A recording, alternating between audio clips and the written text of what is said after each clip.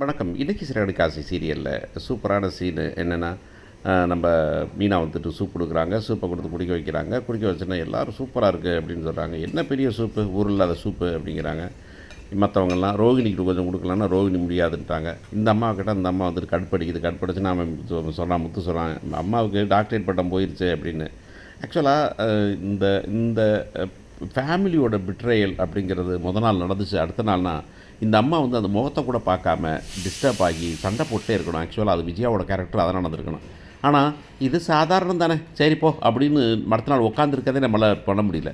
ஏன்னா நாள் பண்ணதுக்கு கழுத்தை பிடிச்சி கருவலை குடிச்சிக்கலான்னு பார்த்தீங்க, அடுத்த நாள் பார்த்தீங்கன்னாக்கா கேஷுவலாக இன்னும் நடக்காத மாதிரியே திரிறீங்கன்னாக்கா அது எல்லா சீரியலுக்கும் பொருந்தும் அப்படிங்கிறது தான். அப்போ இவங்க என்ன பண்ணுறான்னா, டாக்டர் பட்டம் எனக்குன்னா என்ன, உனக்கே டாக்டர் பட்டம் கொடுக்கலாம் சாப்பாடுக்கு சூப்புக்கு அப்படின்னு மீனா சொல்கிறா. ஆமாம் ஆமாம் ஆமாம் ஆமாம் டாக்டர் பட்டம் கொடுப்பாங்க. இந்த வீட்டிலையே டாக்டர் பட்டம் வாங்குறதுக்கு தகுதியான ஒரே ஆள் என் மகன் தான், மனோஜ் தான். வந்து நிற்பான் பார் ஒரு நாளைக்கு டாக்டர் பட்டத்தில் வீட்டில் அப்படின்னு சொல்லும்போது கரெக்டாக வீட்டுக்கு வெளியே வந்துடுறான். பார்த்தா அடிபட்டு சோத்தில் செருப்பு கார்டு கழட்ட முடியாமல் இருக்கான். கூப்பிட்டு பார்த்தாக்க என்னடா நடந்துச்சுன்னா, ஐயோ சொன்னால் உசுறு போயிருமே மானம் போயிருமேன்ட்டு டக்குன்னு ஹேன்னு சிரிக்கிறேன். என்னடா லூஸ் மாதிரி சிரிக்கிறேன்னா, என்ன நடந்ததுன்னா அப்படின்னு ஒரு வீட்டுக்கு போனோம், டீலர் வீட்டுக்கு. அங்கே வந்து அங்கே இருக்க அம்மாக்கிட்ட வந்துட்டு ஒருத்தன் வந்து தப்பாக நடக்க பார்த்தான். உடனே போய் அடிக்க போனேன் கத்தி எடுத்துட்டான். அப்படியே நான் போட்ட பொருள் அவன் ஓடி போயிட்டான்னு. ஏய் யாராவது நம்புறீங்களான்னா வீட்டில் யாருமே ஸ்ருதி உட்பட யாருமே நம்பலை அப்படிங்கிறதான்.